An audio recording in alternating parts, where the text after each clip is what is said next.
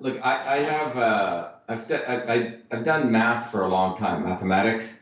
It's how you get into MIT and you get 4 degrees from there. Fauci, you have to understand, Fauci has built his entire career on fake science.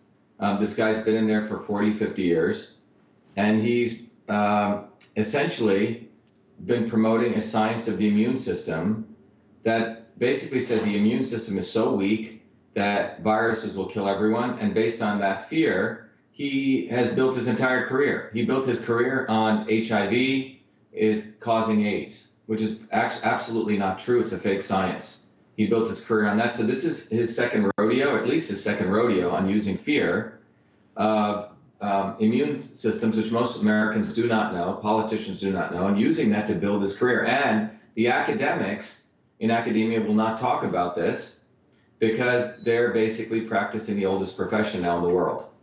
So it's guys like me who have been fortunate because of America to make my own way, make my own money, and I ended up getting all the degrees from MIT, including my PhD, in this field. And I'm considered one of the leading authorities on the immune system in the world. That's why about 4 months ago, the National Science Foundation had me come and give a talk on the immune system. So when you look at the fundamentals of this, this entire thing is being deployed by a guy called Fauci, which is based on fear mongering. So now in that context, let's look at these numbers, okay? In the United States, about 600,000 people a year die from heart disease. 600,000 people per year. About 550,000 people die from cancer, okay? And about 440,000 people die from medical errors. So God forbid someone goes into the hospital, there's anywhere between a 2 out of 5 chance, 3 out of 5 chance they're going to come back worse from some infection in a U.S. hospital, okay? And then another about 200,000 people minimum die from prescription drugs in this country. So if you add group 3 and 4, which is medical errors around 440,000 and 200,000 prescription drugs, you come to 640,000. So the math is that more people are dying because of the quote unquote, the modern healthcare system than from heart disease and from cancer. Okay, so I haven't seen a shutdown in this country because of medical errors. I haven't seen a shutdown in this country because of prescription drug errors. I haven't seen a shutdown in this country because of heart disease or cancer. Why is there a shutdown when we have, what is it now, 1,000 deaths, right? And Italy, you have to understand, one of the things, the 2 words that come to mind when I look at Fauci and this other woman there is cooking the books, okay? That's what they're doing. The CDC has a huge history of cooking the books, and so does the WHO, because they get funding based on this. So I'll be doing a whole session on this probably later today.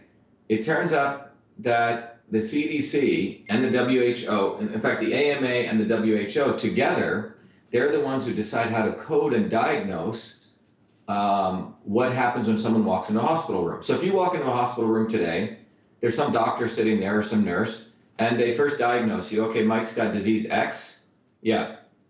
So exactly. Great headlines. Sells more papers because the paper industry is not working. So so the bottom line is they code you, and the WHO came up with the 2 diagnosis codes for coronavirus. And by the way, they own those codes. They sell the codes. It's a very interesting business market. They sell the codes. They sell the codes. They make money. So the WHO owns the code. So they have 2 codes, as I understand. One is for you definitively test positive for COVID. The other is a nebulous one. Well, he sort of looks like he has it. Looks and smells like a duck, that kind of thing, okay? So when people have been walking to the Italian hospitals, look, nearly 35% of Italians are 65 or over. So when someone comes in, by the way, you don't want to get stuck in an Italian hospital. Friends of mine, they said it's a worst place to go. So when people go to these hospitals, oh, he's got heavy breathing, right? He's not breathing well. They put it into the second code, okay? They don't know what the hell the guy has. So you have cooking the books there. And in the United States, the CDC issued a letter to hospital administrators telling them when people come in, you can use code 1 or you can use code 2. Basically blur them together. And in fact, when someone dies, they set out for these coronavirus tests. They don't get that test for 14 days later, but they're branding them as COVID anyway. So my point is that they're cooking the books, And it helps them because Fauci and the CDC thrive on fear mongering. And the fear mongering is that all these viruses are going to kill the human race. Well, let's just take the extreme case under the assumption, which we all are compassionate for people. We don't want people to die. Okay, let's, the worst of a pandemic flu, forgetting the Spanish flu, which hit 50% of the world supposedly, but it was a very different time when we didn't have sanitation, when there was a war taking place. But if you take the worst flu, was 15% of the public got it, okay? 15%. Let's assume it's 30%. And by the way, 0.3% of those people died, or got it and 0.3% died. Let's double those numbers. Let's take 30% of the people get this coronavirus and 0.6% of those die. So what would that be? 330 million people, about 90 million people get it, and 0.6% of those die, which would be 540,000 people. So my worst case, perhaps, would be 500,000 people die in the United States. Well, okay. Now compare that back to heart disease, 600,000 people die. Compare that to cancer, 500,000 people die. Compare that to medical errors, 440,000. I don't see us shutting down the country for this. So the fundamental issue is why this fear-mongering, even in the worst case conditions, to shut down the country. That's why I wrote a letter to the president laying out a very clear plan which balances immune health and economic health. And I said, look, those people who are immunocompromised, which is what those 540,000 people will be, Mike, right? That 95% of people are dying are immunocompromised. In Italy, it's over 80. The median age is over 80. And most of those people have some diabetes, obesity, they're on monoclonal antibodies, their immune system's already compromised. So to protect that very small minority, we're saying we should shut down the whole country. My position is, let's take the majority of us, beef us up with vitamin D, which we know, if you follow the solar cycles, is low at this time. Vitamin A, vitamin C, this is like pennies. We don't need to wait for Fauci's boys to build us this vaccine, which is then going to be used to force vaccinate all of us. That's what Big Pharma wants, because they're losing money from pharmaceutical drugs. They need vaccines to survive. So instead of doing that, the math that they're doing is scare, fear. So we basically get out of this. Flattening the curve means you still have to, in their model, you still need the vaccine. Think about flattening the curve means you're basically pushing the can down the road, right? Their model is based on a fake science. And that fake science assumes that the immune system is not resilient, and it assumes that we should basically shut down everything to support the immunocompromised, only for them. Okay, Dr. Shiva is on the Dudemaker Skype line with us. I want to make a historical point with you to just support what you just said, and then we're going to move on to what we can do about this. I don't know why I studied this, but somewhere back in the 1990s, I got really interested in epidemiology. And I read a book written around 1988 about the AIDS scare, and Fauci was in it. And we all know who this guy, Magic Irvin Johnson, is. He's been walking around with HIV for almost 30 years now, and he hasn't dropped dead. So what this doctor proved by using the statistics was that just because you were carrying the HIV and you died did not mean you died from HIV. And that you could be coded then, I guess. Now, they use the HIV designation for tens and tens of billions of dollars of wealth transfers. Who knows, maybe hundreds of billions of dollars of wealth transfers to fight AIDS. So that's another example. If you're looking for an example in the past, has this happened in the past? Would you concur with that the HIV was pretty much the same? Okay. Fauci, so the background is Fauci's buddy, his friend, Robert Gallo, was the one who created the AIDS scam, the HIV causing AIDS. And just to tell you how big of a scam this was, many people in Africa, I think about 60% of people in Zambia actually have HIV. They're not dead. It's not an epidemic. 30% or 50% of Africans carry HIV. They're not dead. So what these guys do is they create this quote unquote invisible enemy, basing it on ignorance of the American people's understanding of science. That's what this is all about. It's the modern day boogeyman. And based on that, That's what's going on, Mike. It's so simple when I look at this. And that's why I find it very fortunate that I was able to learn all this from, when I came here as a kid and I studied hard. And this is my way of giving back to the American working people, who are the ones who are going to be screwed by this. Because what we're seeing is this fear is being used, as it was done with AIDS, as you nailed it, it's wealth transfer. So now we're going to print about $6 trillion to prop up a market which is based on quantitative easing, which is not based on any fundamentals of Americans actually making something with our bare hands or our minds or innovation. It's based on an economy that's built up by lawyer lobbyists and the 0.1% who move money around and fly around in their private jets, and they despise us working people who actually make stuff.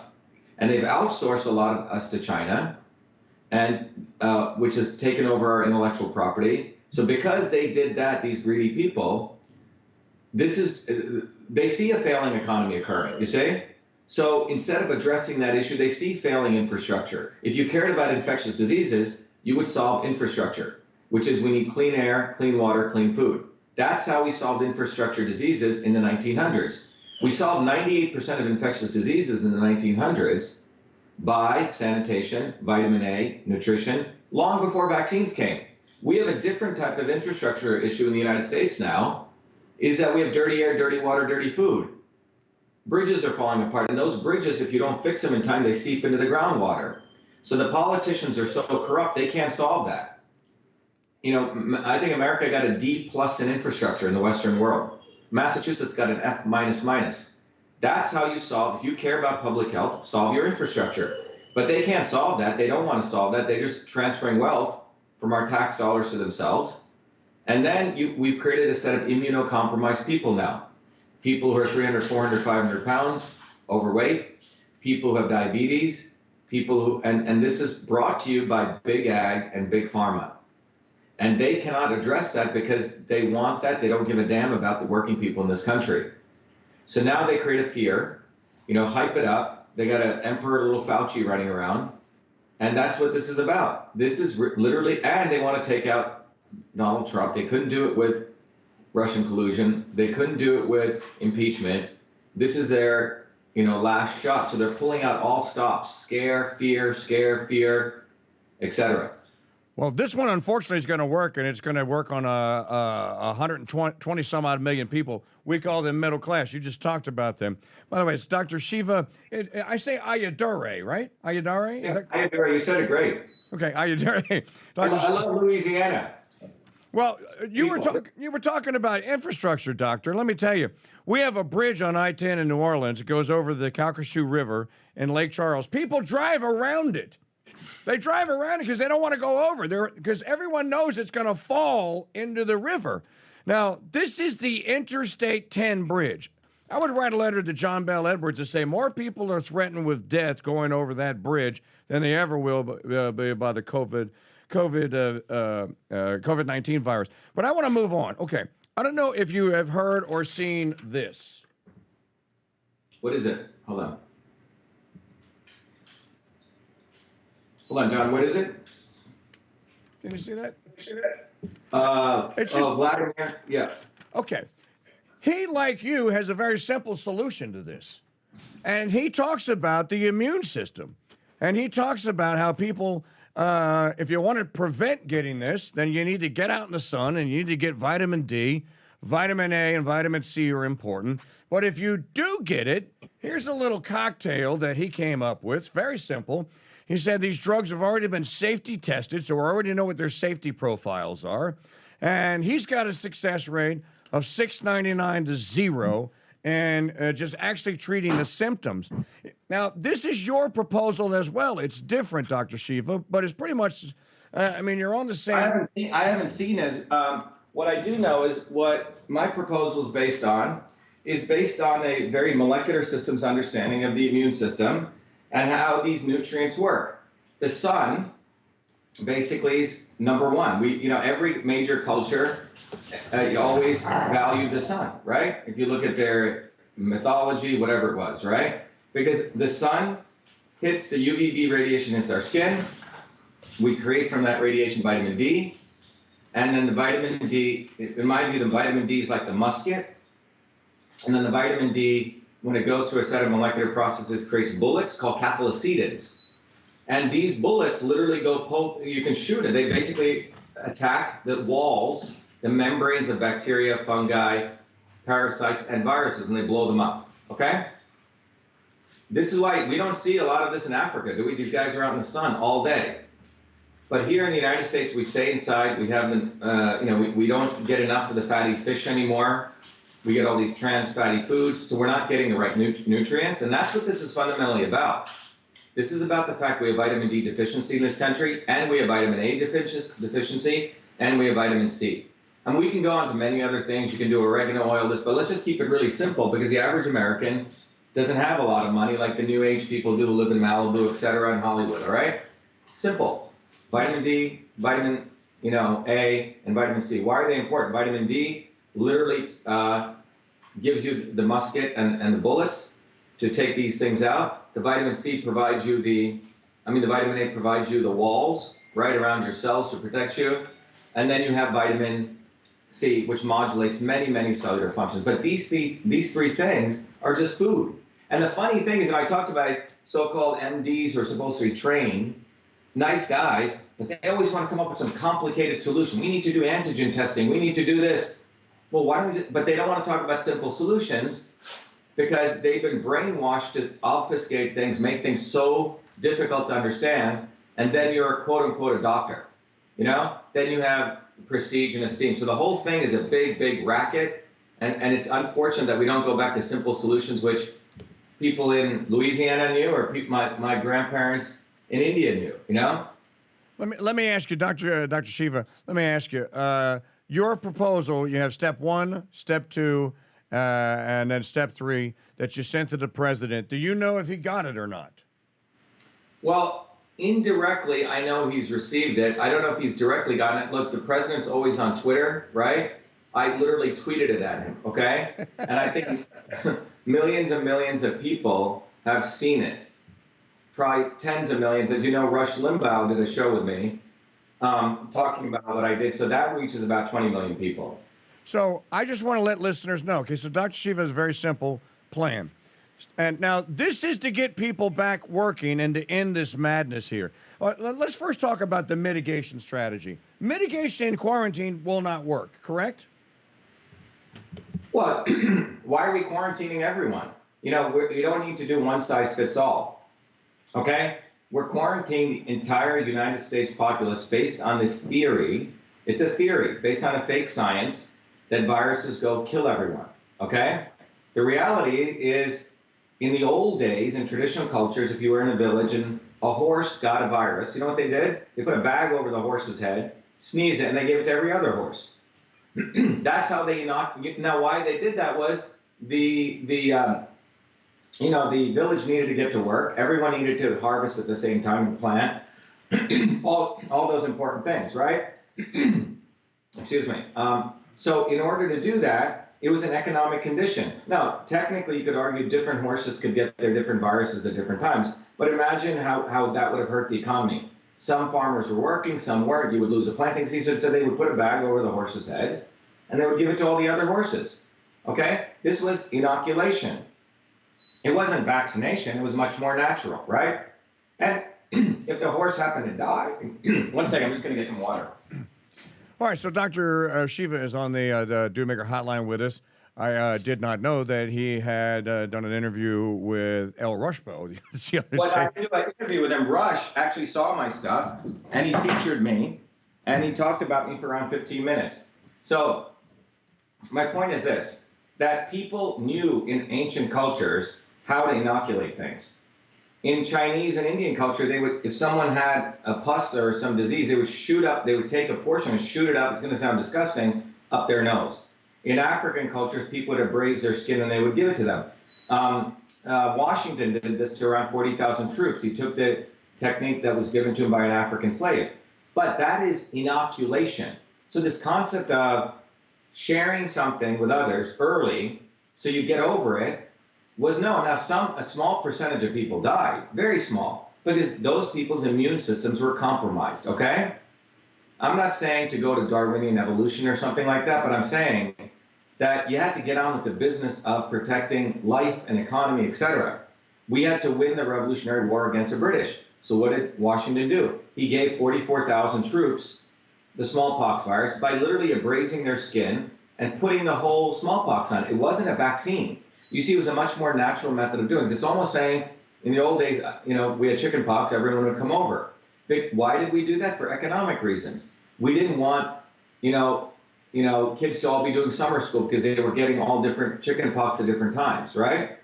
So that was a very powerful way of inoculating people, and you got the antibodies for life, better than vaccines. You had it for life. Now we know you get a vaccine, it's literally a glimpse of what Mother Nature does.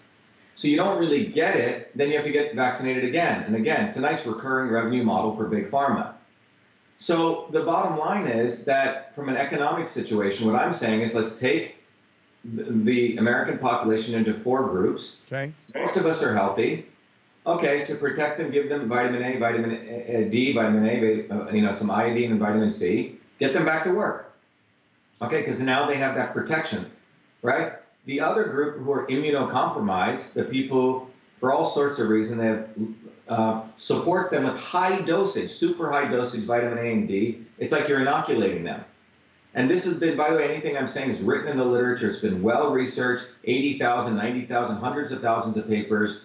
And you support them by giving them 400,000 IUs of vitamin A, over 2 days, in 2 days, and then 50,000 IUs of vitamin D for 2 days.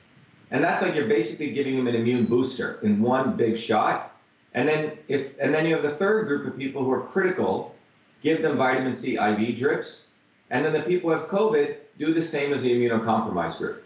Bottom line is that latter group is such a small group anyway, And this is a very practical, doable solution. It's not something that we have to shut down the entire country. But this solution does not fit in with Fauci, right? And the CDC, who are all rotating pharmaceutical executives, Big Pharma, or the WHO, which is one of the most corrupt organizations on the planet. So you have the WHO, the CDC, the Chinese Communist Party, Bill Gates, Clinton, and the Zuckerbergs, who are essentially the people that are running this whole operation with their front man, Fauci. That's what's happened. And you could argue in some ways our country, there's a coup that has taken place. And that is what I feel has happened, unfortunately. So the only way out of this is for people to know the truth and be the light and find their way, which means they have to understand what's going on. You can't, believe your governments anymore. You can't believe these quote-unquote medical establishment people anymore because they're basically Big Pharma. It's all Big Pharma medical education, Big Pharma solutions. So my humble goal here was, Mike, to basically educate people. Hey, here's the actual science. Your immune system is quite strong. Feed it right. Support it. And Mother Earth and your body and God, if you believe in God, will take care of you. Because the immune system was designed to be taken care of, and it takes care of you. God takes care of those who take care of themselves. And that's what the real issue here is. Let me just read to the audience your summary. In summary, we have been led down the path of corporate solutions espoused by the likes of Dr. Fauci and his colleagues at the CDC. That is not in the interest of the American people. Such policies have led America to the lowest longevity rates and highest infant mortality rates in the Western world. Finally, concerning COVID-19, we should ask, why is it that the third world countries such as Chad and Djibouti, which you mentioned, which have nowhere near the medical facilities of the United States, have only one COVID-19 infection and 0 deaths? Very truly yours, Dr. Shiva Ayyadurai. I just hope the president, look, I kept waiting. I've covered the president I've been doing this forever. And I've been covering this since 2016, all that has been done to try and undo the election. The Shea impeachment, the Russia hoax, and now this.